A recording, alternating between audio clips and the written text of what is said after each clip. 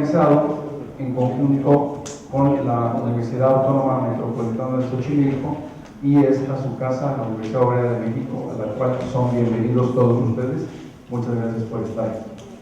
Vamos a dar inicio entonces a la mesa 1, pero antes pues vamos a dar la declaratoria de inauguración por parte de nuestro secretario general de esta universidad, el ingeniero Emiliano Silva Prutkowski, a quien les presento y para quien pido un fuerte aplauso para oír su declaratoria de inauguración.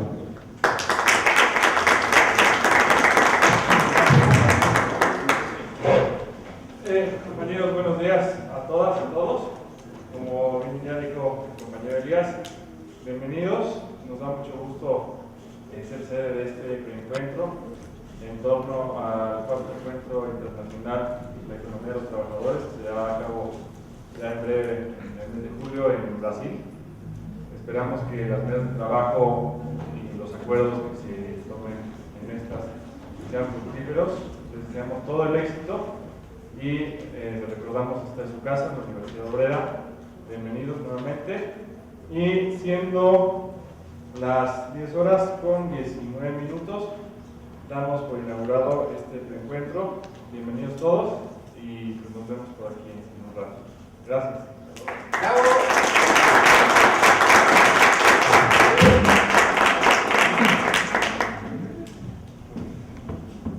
Muy bien, pues una vez declarada la inauguración de este encuentro, vamos a dar inicio, aunque antes, no sé si voy a mencionar algo. Adelante.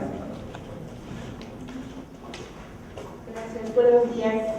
Bueno, yo soy Celia Pacheco Reyes, de la Universidad Autónoma Metropolitana de Unidad Xochimilco, particularmente del área de estudios del trabajo, quien pues estamos organizando junto con un conjunto de colegas que ya venimos trabajando desde hace algún tiempo,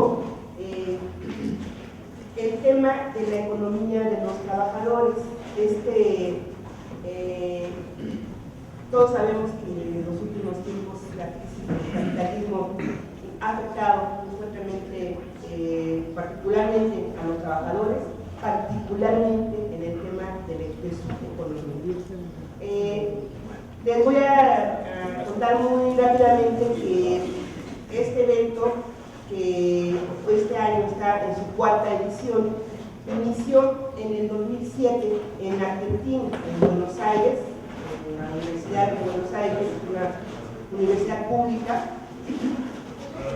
Se percata un conjunto de académicos de que la crisis que todos conocemos en el 2001 golpea muy fuertemente a Argentina, y a partir de ahí pues una descomposición social que tiene fuertes repercusiones económicas, y que comienzan los trabajadores pues a hacer algo frente a la retirada de las inversiones capitalistas, y lo primero que empiezan a hacer es a tomar las fábricas.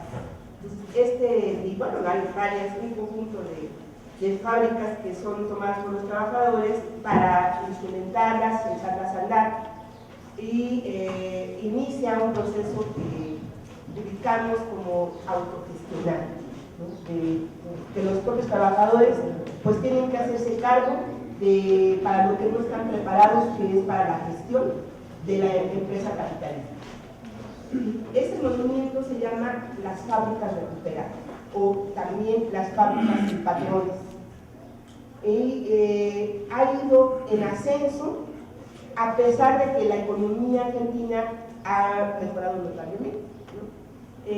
Pero no solamente dio pie a este movimiento de fábricas recuperadas, sino también a un auge de los movimientos cooperativistas, ¿no? Y de un conjunto de actividades que los trabajadores pues han tenido que explorar por su cuenta, sin contar con los recursos académicos, formativos ni tradicionales, ¿no?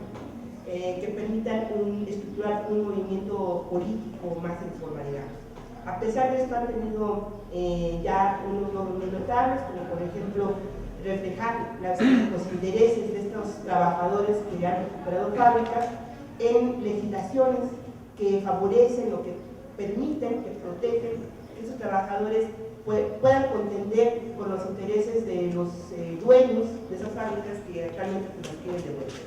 Entonces, bueno, esto es lo que se está haciendo en Argentina. Comenzó en el 2007, que mencionaba, después hubo una segunda edición en el 2009, también en Argentina.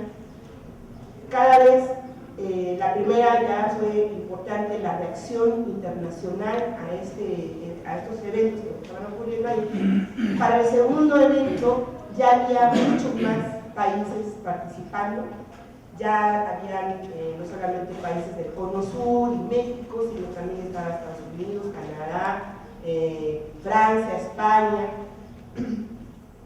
En el 2011 pudimos, con este conjunto de organizaciones, la Universidad Autónoma de la Ciudad de México, SITUAM, el SME, varias organizaciones cooperativistas, el Secretario de Trabajo en ese momento, a través del licenciado Benito Mirón, y por supuesto las tres unidades de la UAM, la Azcapotzalco, Iztapalapa y Xochimilco, hicimos posible en conjunto, bueno, también Pascual también, ¿no? Ya se lo estaba pasando con los compañeros que siempre presentes en nuestras actividades, y por supuesto la Universidad Obrera, quienes pues hemos estado trabajando muy estrechamente a lo largo de estos años y también tratando de vincular nuestros intereses académicos con los trabajadores, con la lucha de los trabajadores. Les decía que en el 2011 se llevó a cabo en México y pues fue muy impactante las dimensiones que alcanzó la participación de nuestro país, el interés. Y bueno, en esta ocasión el cuarto encuentro se va a desarrollar en julio, del 9 al 12, en la ciudad de Paraíba, en la Universidad de Paraíba en Brasil, que se realiza en conjunto con un emprendimiento de trabajadores que está en esa ciudad y propusieron las condiciones para que este cuarto evento se desarrollara.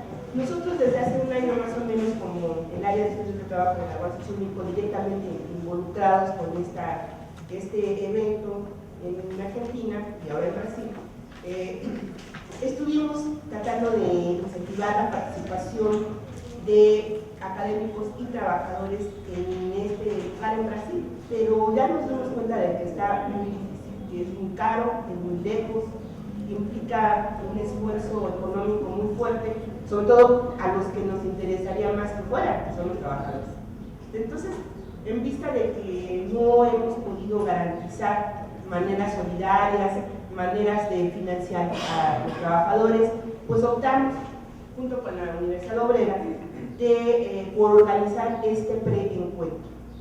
La finalidad es, a través de los ponentes que vamos a participar, se está grabando para que con un trabajo de edición se pueda presentar este evento como la ponencia de México, ¿no? Que va a consignar pues, este esfuerzo y que pues, garantizamos de esta manera que haya la voz y las preocupaciones de México también expresadas hacia allá. Sabemos que van a ir algunos académicos y también parece que algunos trabajadores. Sin embargo, no la cantidad y la dimensión para que pudiera ser un evento representativo. Entonces, más o menos lo que pues esta solución, que nos da mucho gusto que haya tenido eco en ustedes, ¿no? Que nos acompaña y que nos permite pues, llevar a cabo esta acción. También vamos a ir llamando a algunos compañeros a una otra capsulita que vamos a realizar, que es un pequeño saludo, ¿no? Para decir, hola, aquí estamos, nos da gusto que lleven a cabo este evento y esperamos que contribuyan a esclarecer y aportar salidas también para mí, algo así. Entonces, bueno, esta es la dirección. Agradecemos a todos los colegas que hemos participado, que nos miraba la maestra Yesenia, Martín, nuestros compañeros que hemos estado trabajando en esto, y también con nuestro equipo de apoyo, Liliana, Moni, Joaquín, Rubén, y nuestros compañeros también de la. Y bueno, con esto, cualquier información más adelante, pues con mucho gusto se las damos, ¿no? Y me parece que yo quedo habiendo expresado la intención de este evento. La única cosa que me faltaría por decir es que el tema que a nosotros nos interesa es sobre todo lo que se está haciendo en el terreno de la autogestión en México, ¿no?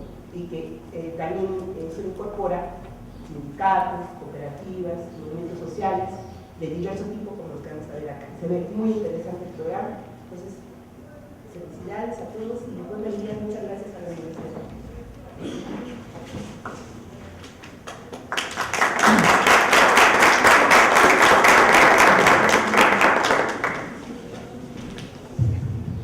Muchas gracias, compañera Celia, compañero Marco, compañero Soto y a todos los que nos acompañan, compañero Ignacio, en fin, ya nombrarlos a todos, pero muchas gracias por estar con nosotros y vamos a iniciar esta mesa, ¿sí? Precisamente que se llama la autogestión, balance histórico frente a la crisis del capitalismo. ¿Sí? En esta mesa nos acompaña nuestro compañero y amigo Martín Rodríguez, que viene precisamente de la Facultad de Economía de la UNAM. Tenemos también a la compañera Dania López, ¿sí? Al compañero Boris Marañón, que vienen del Instituto también de Investigaciones Económicas de la UNAM, y también tenemos al compañero Mario Ortega Olivares, profesor investigador de la UAM Xochimilco. Entonces vamos a dar un inicio por cuestiones de tiempo, ¿sí? Como ustedes ven en el programa tenemos hasta las 2:30, entonces pues queríamos empezar a las 10, pero como ustedes saben siempre hay pequeños contratiempos. Vamos a dar inicio y les vamos a dar a todos nuestros compañeros ponentes 15 minutos para hacer sus exposiciones, para hacerla más ágil. Vamos a dar entonces inicio. Le cedo la palabra a nuestro compañero Martín Rodríguez.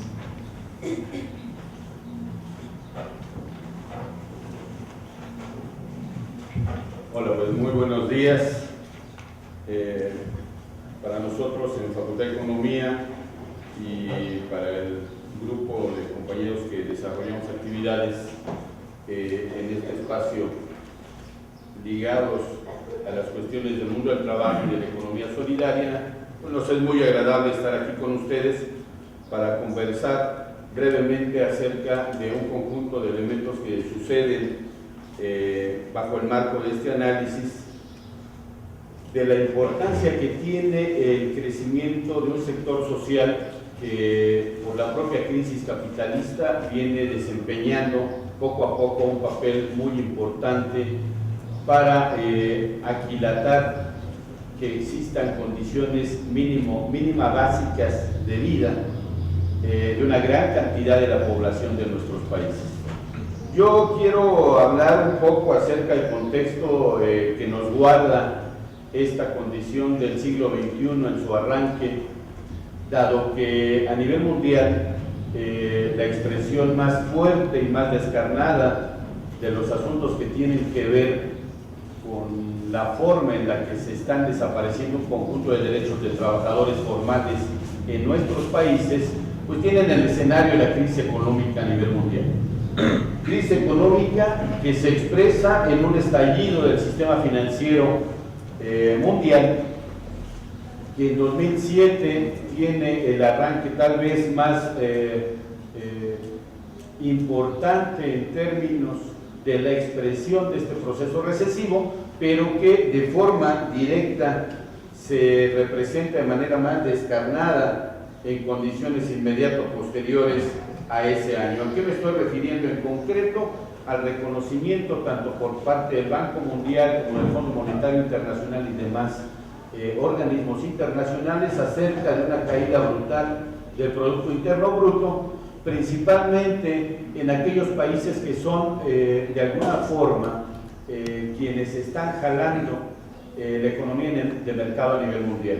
En ese sentido, digamos que el impacto que nosotros comenzamos a encontrar en la economía mundial a nivel general se ve reflejado, por supuesto, en 2008, después de una tendencia que comienza a marcarse a partir de 2007, y si bien es cierto, la economía mundo tenía una tasa de crecimiento en 2007 del 3.9%, el reflejo directo de este impacto en 2008 se marca por un crecimiento de la economía mundial de 1.3% a nivel global.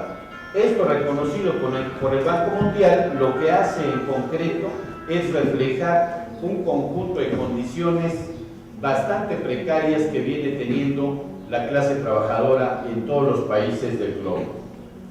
Obviamente en Europa, obviamente en Estados Unidos, los niveles de consumo y los niveles de vida de la población que se encuentra en estos países es la que se ve de manera más impactada. Si nosotros revisamos en 2007 el crecimiento de la economía en la zona euro, nosotros estamos hablando de un crecimiento del Producto Interno Bruto del 3%, pero en 2008 esa tasa de crecimiento se contrae al 0.4%, quiere decir que crece menos de un dígito, y es todavía bastante más severa en 2009, cuando la reducción que nos reporta el Banco Mundial es de menos 4.4%, o sea, todavía se va al sótano de la economía en términos de su crecimiento.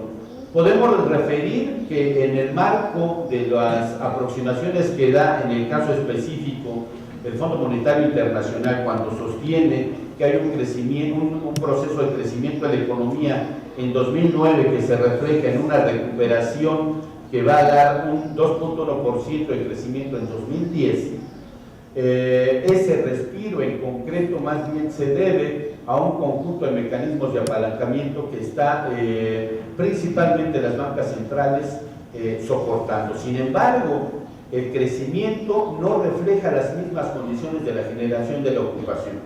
¿A qué me refiero en concreto? Al hecho de que crece la economía, pero no crece el nivel de ocupación y por tanto no se recuperan las condiciones de vida de estos trabajadores formales. ¿Qué es lo que pasa en países europeos? Bueno, lo que pasa allá es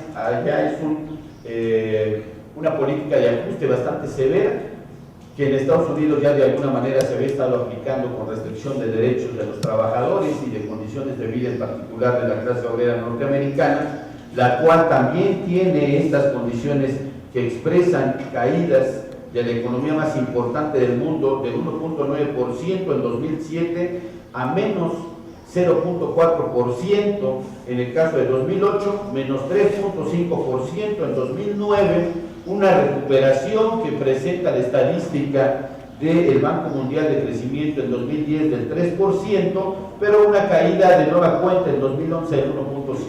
O sea, de lo que estamos hablando nosotros es de que solo hay ciertos respiros que permiten de alguna manera estar reflejando un conjunto de condiciones que las economías centrales están teniendo.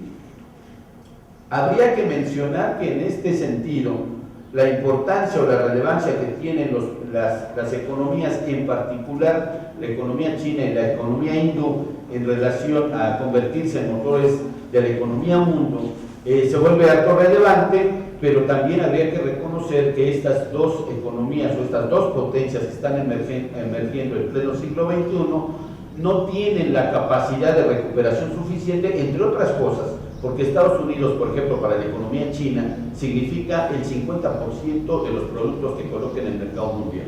50%. Pero ¿qué creen? Europa significa, en particular la Unión Europea, el 40%. O sea, estamos hablando de que el 90% de los productos que coloquen en el mercado mundial de economía china dependen de áreas en donde el estallido del proceso recesivo está presente. ¿Qué pasa en economías como México? Bueno, simple y sencillamente nos arrojan a condiciones de una situación de subordinación bastante complejas. En ese escenario, tal vez habría que recuperar lo que acontece en España, uno de los países europeos más golpeados por todo este proceso de crisis, que tiene y que conserva una estructura muy importante de trabajadores organizados a partir de propuestas alternativas distintas a la que conocemos necesariamente como economía de mercado. Caso concreto, el Consorcio Cooperativo Mondragón, de España, el cual si nosotros nos metiéramos a su página de internet y revisáramos cómo ha estado sorteando la crisis, en particular Consorcio Cooperativo Mondragón, estaríamos viendo que se caracteriza por dos elementos muy importantes. El primero es que, si bien en la economía española la mayor parte de las empresas privadas han tendido a reajustes bastante severos en su planta de trabajadores, en el caso de las empresas que conforman el Consorcio Cooperativo Mondragón, el impacto que tienen no es más allá del 15%, en el caso de los momentos en los que ha habido ajuste primero. Segundo, ellos como Consorcio Cooperativo Mondragón tienen un proyecto educativo importante, la Universidad Mondragón. Pues ellos, en lugar de reducir la matrícula en estas condiciones de crisis severa, ellos lo que han desarrollado es incluso una política de ampliación de la matrícula en los jóvenes que se incorporan a sus estudios en esta institución. ¿Por qué lo pongo ejemplo? Por una razón sencilla. Nosotros en España podríamos tal vez ver el espejo de México, ¿no?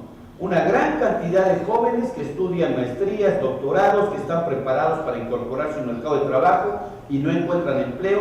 O sea, es el país europeo que tiene una cantidad muy importante de doctorados, ¿no? O de jóvenes con doctorado, pero que el 50% de estos no tiene empleo y el otro 50% tiene empleos de condiciones bastante precarias. En ese sentido vale la pena, por eso, mirar hacia ello. ¿Qué sucede en México en particular? Bueno, en México tenemos más de 50 millones de trabajadores que se encuentran dentro del mercado de trabajo. Tenemos un empleo informal y un subempleo que está paliando la condición de la crisis que vive el país. Tenemos una crisis que se ha estado sorteando por distintos eventos, principalmente de carácter político, y que en esa medida se ha generado una gran cantidad de endeudamiento de parte de los gobiernos federales y locales. Y en esa condición de falta de generación de empleo y ocupación, lo que nosotros encontramos es que hay millones de personas en este país que lo que han estado buscando y construyendo ha sido un conjunto de alternativas muy distintas a las que el mercado de forma directa les ha estado negando. Desde la perspectiva del empleo precarizado, el empleo formal precarizado, hasta la parte que tiene que ver con los outsourcing, en donde prácticamente los derechos laborales están deshechos, la alternativa que una gran cantidad de población en nuestro país, en áreas rurales, en áreas urbanas, se ha estado generando, son estas posibilidades de generación de ocupación y de búsqueda de mercados de intercambio o mecanismos de intercambio, en algunos casos alternos a la economía del mercado que nosotros tenemos presentes dentro de nuestro país. Yo en ese sentido creo que una parte importante de estos procesos de crisis que nos está tocando vivir, junto con los movimientos sociales que se han estado generando en la geografía nacional, que tienen que ver en buena medida con la situación precaria en la que se encuentra el desarrollo de nuestra economía y nuestras condiciones de vida, son los que han estado fomentando la posibilidad de una construcción distinta desde marcos en los cuales habría que rescatar la experiencia de nuestros compañeros actores que han estado desempeñando actividades no desde hace 5, 3, 4 años, sino de proyectos, en este caso comunitarios y cooperativos, que tienen mayor trascendencia, en los casos, por ejemplo, del Estado de Michoacán, del Estado de Oaxaca, en Tlaxcala, en el Estado de México, en la propia Ciudad de México, el caso, por supuesto, en el caso de los compañeros de los llamados proyectos exitosos, por poner el ejemplo en el caso de Pascual, etcétera, pero que sin embargo requieren una reflexión muy importante en términos de cuáles son los espacios hacia donde habría que transitar. En ese sentido, yo concluyo recalcando la importancia que tiene el poder sumar estos espacios productivos y alternativos dentro del movimiento social. Muchas gracias.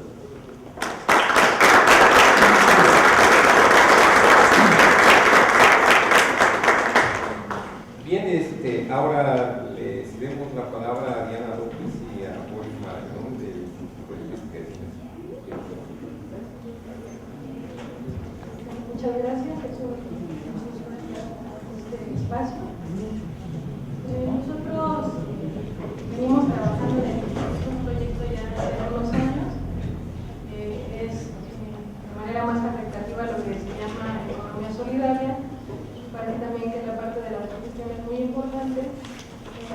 pues sí plantear la autogestión no solo en términos económicos, sino en términos más amplios como una autogestión de la sociedad, lo que implicaría considerar no solo la dimensión económica, sino las otras dimensiones, la política, la subjetiva, como mencionar algunas.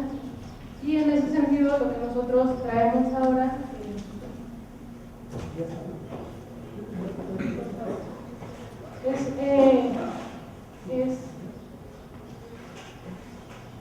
es una revisión al concepto de desarrollo. Traemos una crítica también a esta categoría, de lo que nos presenta Martín, ¿no? Se hablaba, el discurso del desarrollo surge en la posguerra, en los 40, donde se plantea, ¿no?, que existen los países desarrollados, nosotros somos los países subdesarrollados, y esa brecha, nosotros de manera lineal llegaríamos a ese desarrollo, ¿no? A más de 50 años, nosotros seguimos en el subdesarrollo, los países desarrollados están en unas condiciones muy complicadas, en unas crisis económicas y sociales muy fuertes. Entonces nos parece que ante esta crisis, que es económica, pero también tiene diversas aristas como lo ambiental, nos parece que es de suma importancia plantear esta reflexión, esta crítica del desarrollo, y por qué tendríamos que ir planteando un nuevo paradigma que se aleje de esta propuesta que nosotros consideramos es una propuesta totalmente capitalista, ¿no?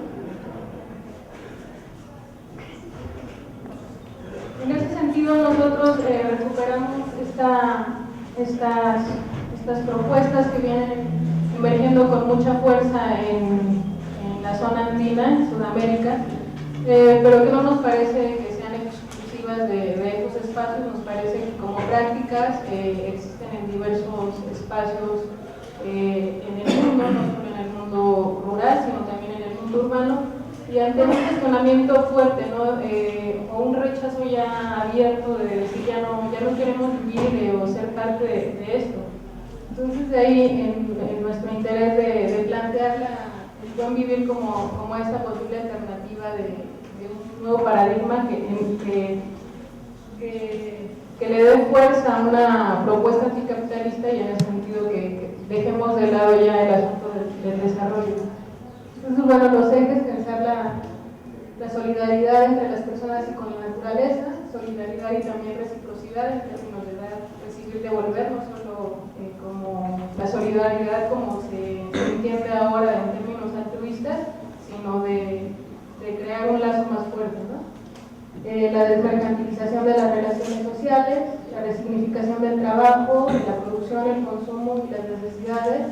Pensar en lo que comentábamos, esta autogestión no solo de la economía, sino de la vida en su totalidad, y necesariamente una ruptura con la forma en que se produce el conocimiento.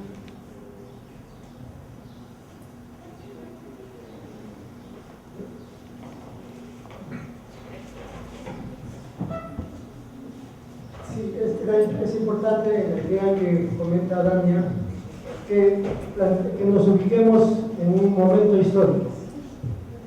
Es la crisis del capitalismo como forma de organización de la sociedad, ¿no? Una crisis total, no solo económica. El capitalismo, dice Hobsbawm, estas frases se han obtenido de sus libros sobre la era de las revoluciones, la era del capital. Dice: el capitalismo es sinónimo de industria, fábrica, clase media, de progreso, de crítica a las supersticiones, a la divinidad del soberano, a las prohibiciones religiosas, a la capacidad del poder de la razón para organizar la sociedad y llegar a la felicidad. La promesa de la libertad, la igualdad, la fraternidad. La idea de organizarnos en estados-naciones con democracia representativa, a través del mercado, de la empresa, organizados en lo doméstico a partir de la familia patriarcal y dominando la naturaleza. Nosotros queremos plantear aquí la idea de que todo este imaginario, estas prácticas sociales, estos valores, estas normas, están en total crisis. El capitalismo se mantiene, pero no se mantiene porque nos está dando satisfacciones, sino porque domina la subjetividad nuestra e impone a sangre y fuego su dominación y su explotación. Por lo tanto, para nosotros es importante pensar en otras alternativas, ¿no? Martín nos ha comentado respecto de cómo la crisis financiera del 2008-2009 muestra cada vez más la incapacidad del sistema para producir trabajo asalariado en cantidad y en calidad suficientes. Ya no se puede vivir el trabajo asalariado. Entonces hay otras formas, lo dice Martín. Hay, por tanto, un desempleo estructural creciente. Estamos también en la fase de financiarización del capital. En una relación de fuerzas desfavorable al trabajo. El poder es adverso al trabajo.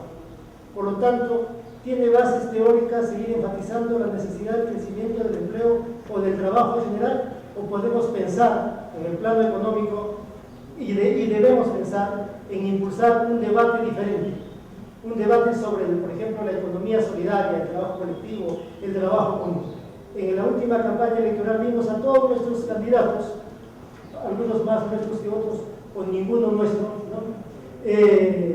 Decir que había que pensar en el desarrollo, en el crecimiento, en la inversión, estimular la inversión para crear empleo. Pero eso ya no es suficiente. Y tampoco creo que muchos de nosotros ya no lo queremos, aunque lo necesitamos, porque no queremos vivir de esta manera. Aquí están las cifras de desempleo estructural, ¿no?, de las que nos ha hablado Martín. Muchas gracias. La financiarización, ¿qué quiere decir? Que el valor, la esfera más chiquita es la esfera del valor de la producción, pero la esfera de todas las transacciones que ocurren en el mundo son mucho mayores. En términos concretos, esto significa que ya no es necesario para el capitalista pasar por la producción, crear trabajo asalariado para enriquecerse. Lo puede hacer de otra manera. Esa es la lectura que podríamos darle a la financiarización. ¿Quieres avanzar? Aquí tenemos toda la vida, ¿no?, como dice el Marisa. Bueno, ante el panorama que Martín y Boris ya nos han presentado, es aquí el discutir, ¿no?, lo del desarrollo. Ya lo mencionaba, el desarrollo del subdesarrollo como un proceso lineal, donde en algún momento esa brecha se iba a cerrar, brecha que nunca se cerró. Y entonces, bueno, desde los 50 ya discutían algunos teóricos latinoamericanos, los teóricos de la dependencia, de que en realidad desarrollo y subdesarrollo eran las dos caras de la misma moneda. Los indicadores del desarrollo: crecimiento económico, dejando de lado el asunto de la distribución de la riqueza, la industrialización, concentrado todo en los ingresos monetarios sin considerar otro tipo de ingresos, el empleo asalariado como la única forma de trabajo válida, y sin discutir ya las pobrezas de las causas de la pobreza. Entonces, en ese sentido, nosotros creemos, a partir de las prácticas, los discursos de los movimientos y de organizaciones, que hay una crisis de ese imaginario eurocéntrico en torno al desarrollo, donde se planteaba ese desarrollo como el espejo de Europa y Estados Unidos. Nosotros seríamos como ellos. Ya se menciona el trabajo asalariado, el bienestar asociado a la abundancia material, la explotación de la naturaleza, el uso intensivo de las energías fósiles, en general un desarrollo inalcanzable y destructor de la vida y de la naturaleza. Ya lo señalábamos nosotros, que creemos que este discurso del desarrollo es indisociable al del capitalismo. Entonces por eso tendríamos que plantear ya la ruptura con esta categoría, independientemente de los apellidos que les pongamos, ¿no? Sustentable, humano, nos parece que no es posible.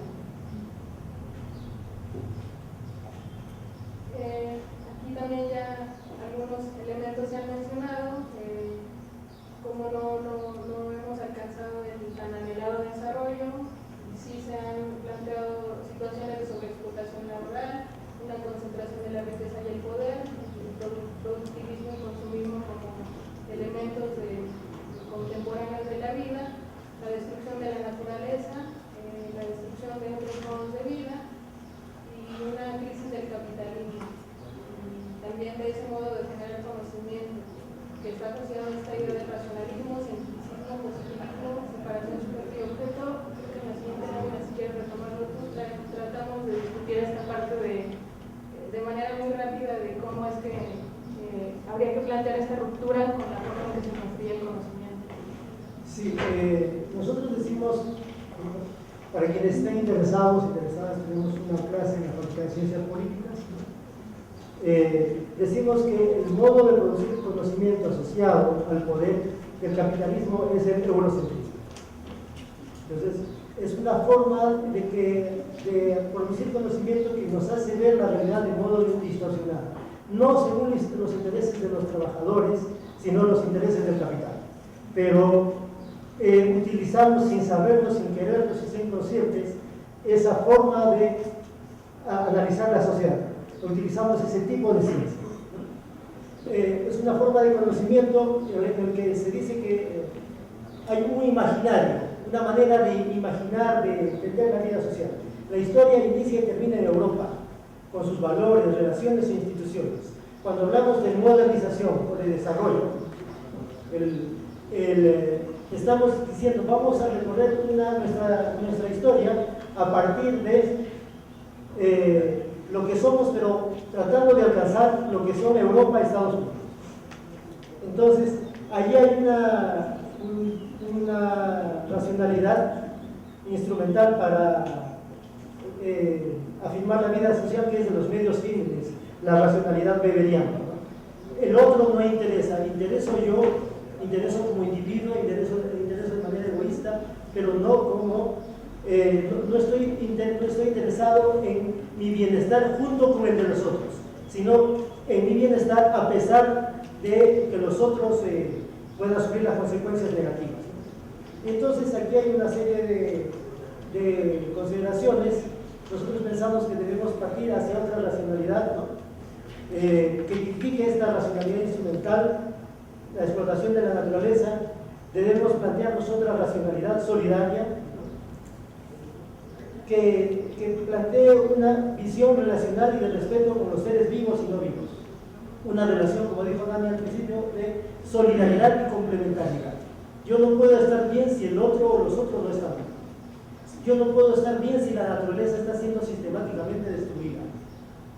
Y si eso sucede, al final la vida de todos va a desaparecer del planeta. Por eso planteamos nosotros el buen vivir. Nos quedan 3 minutos.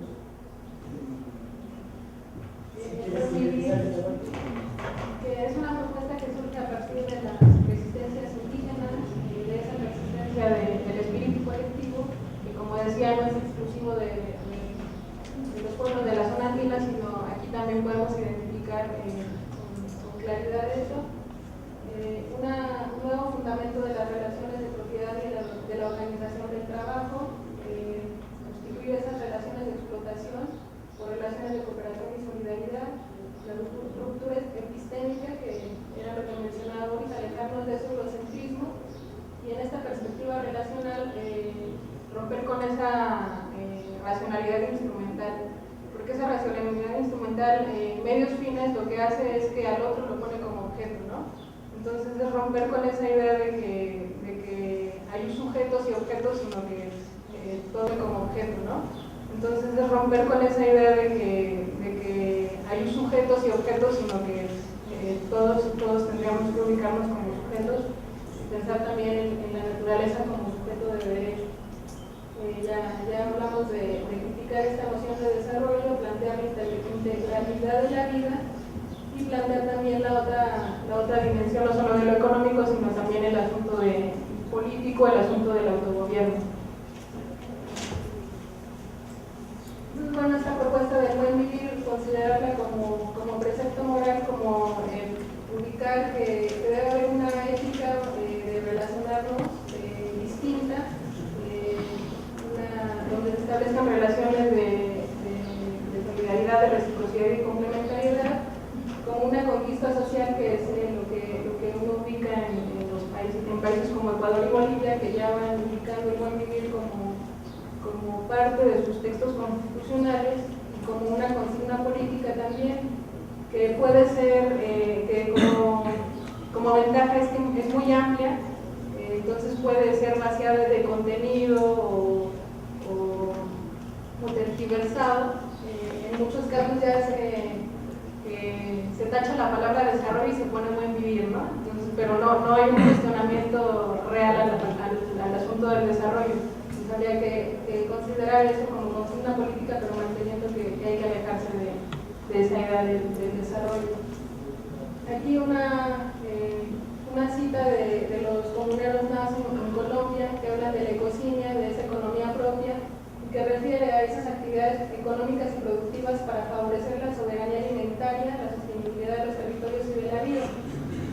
Y entendiendo la seguridad alimentaria, no es que la comida esté segura en las tiendas ni en los supermercados, sino la soberanía alimentaria es el eje transversal del programa económico y ambiental de la organización. Entonces ya desde varios movimientos se habla de esta soberanía alimentaria, no solo como que el país produzca lo que necesita, sino que los individuos, los colectivos tengan esa capacidad de decidir qué comer. Entonces nos parece que eso es muy importante.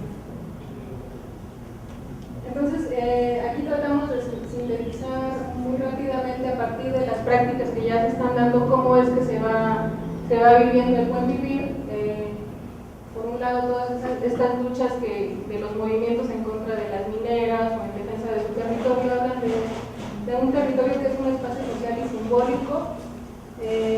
También nosotros vemos en esta discusión amplia del marxismo sobre el asunto de la propiedad privada, entonces cómo ubicar todas esas experiencias que se basan en una propiedad familiar y también colectiva. Ahí habría que discutir también cómo ubicar estas experiencias y el asunto de la explotación, si solo tiene que ver con la propiedad, ¿no? Pero eso ya es para otro momento. Se trata de experiencias que tienen un reparto colectivo de los excedentes. Por otro lado, también en la producción de alimentos, toda la parte de la agroecología, que surge como un movimiento político en términos de romper con la dependencia de los insumos. Se encarecen los insumos, entonces los productores se ven cada vez más imposibilitados a acceder a esos insumos, entonces van replanteando la forma en que producen, la importancia de la energía social, también romper con esta idea de la eficiencia o el rendimiento, sino ir planteando otros criterios de eficiencia que pueden ser en términos de productividad total, como en la milpa, ¿no? Que plantea no es solo en términos de un monocultivo maíz, sino todo lo que produce la milpa. Entonces, se replantea esa idea de la eficiencia y la redefinición de las necesidades, entre otros muchos más aspectos. Por tanto, para terminar, y agradecemos la flexibilidad que nos han dado, nosotros creemos ir pensando no solo en oponernos al capitalismo, sino oponernos al capitalismo a partir de ir pensando de una manera autónoma a como se nos ha enseñado en el capitalismo. Y eso significa dotar a la autogestión como un proyecto político global de un contenido histórico específico. No podemos plantearnos la autogestión como si fuera el siglo XIX. Aquí estamos pensando que hay una crisis total de valores, una crisis social, una crisis política, ambiental, etc. Por lo tanto, la autogestión tendría que ir de la mano con un proyecto político, con un proyecto filosófico, teórico, que ayude a conseguir ese fin tan noble, el autogobierno, la autodeterminación de los individuos en sociedad, ¿no? Entonces, ¿cómo se está cristalizando la vida? Eso es lo que digamos la desmercantilización de la vida, es decir, romper con la idea de que la vida tiene que pasar por el mercado, ¿no? Eso es desmercantilizar. El respeto a la naturaleza, romper con la idea de que para ser felices tenemos que destruir la naturaleza, tenemos que consumir, producir a la loca, pues, ¿no? Destruyendo todo. Reconocemos que el buen vivir tiene sus dificultades en Ecuador y Bolivia, pero eso es parte del debate, parte de la construcción histórica de un proyecto de sociedad relativo, ¿no? También habría que pensar en cómo sería la acumulación del buen vivir, ¿no? Cómo se plantea la idea de explotar la naturaleza como se hace ahora en Ecuador y en Bolivia, pero no para fortalecer el capitalismo, sino para construir las bases de otra economía. Tener el excedente no para el clientelaje electoral, social, sino para fortalecer una economía comunitaria, una economía solidaria, para fortalecer la autogestión. Entonces aquí están los aportes finales que nos da el buen vivir, la relación de reciprocidad, complementariedad entre las personas y la naturaleza, plantear otra definición de la economía con un valor prioritario de uso y no de cambio, democratizar las relaciones sociales, ¿no? La multi e interculturalidad, y plantearnos que el horizonte no es un modelo como nos enseñaron con el planteamiento soviético, sino algo que se construye y se reconstruye todos los días caminando hacia ese objetivo. Muchas gracias.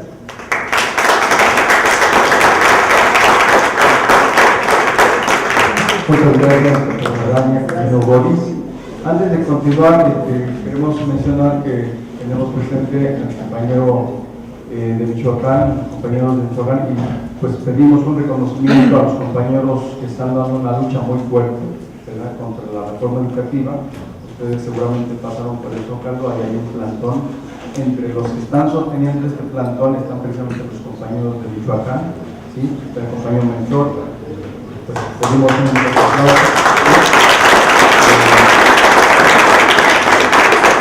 Han estado en pláticas en la Secretaría de Gobernación tratando pues de impedir, ¿verdad?, ese despojo, ¿verdad?, de derechos que implica la reforma educativa. Seguramente ustedes están pues enterados de este asunto. Bien, vamos a continuar ahora con el compañero Mario Ortega Olivares. Adelante. Gracias.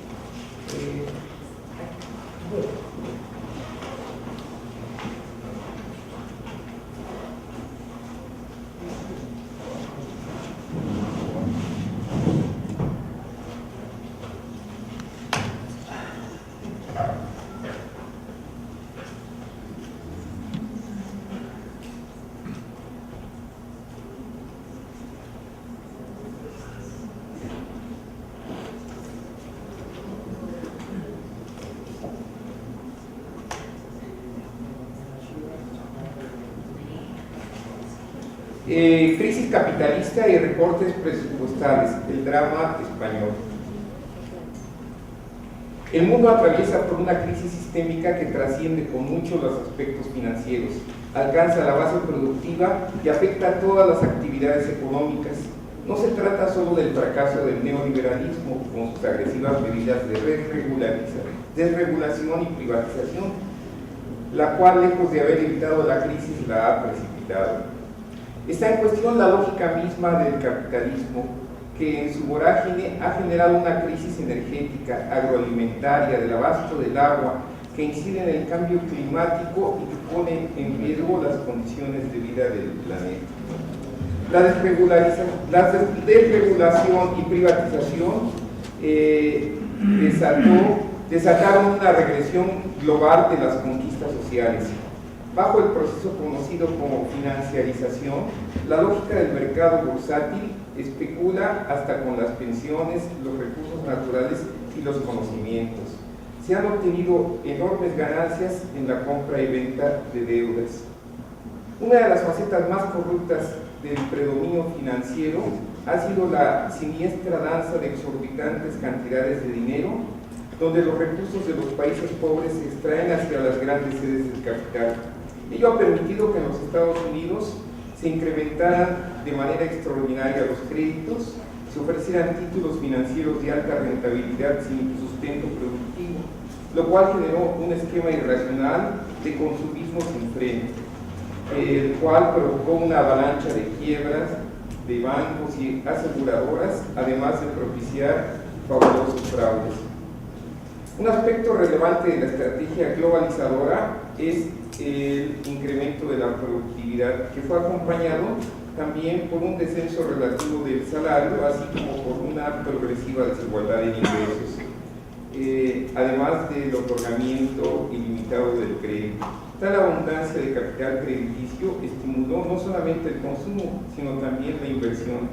Aunque durante el estallido de la crisis crediticia fue evidente el sobreendeudamiento de las familias, su desarrollo posterior ha mostrado de forma cada vez más clara que se atraviesa una crisis de sobreproducción. Los paros técnicos y el cierre de empresas van acompañados por el crecimiento del desempleo y la miseria. Van a considerar que las causas estructurales de tal situación son una crisis de sobreproducción agravada por el subconsumo, el mecanismo periódico clásico de purificación de los capitales propios del capitalismo. Como nos enseña la teoría del excedente, los capitalistas producen siempre un excedente del cual luego tienen que hacerse con una parte, recapitalizarla y reinvertirla en la expansión productiva. Es lo cual implica que siempre estén a la búsqueda de algún sector, algún lugar, región o país en donde expandirse.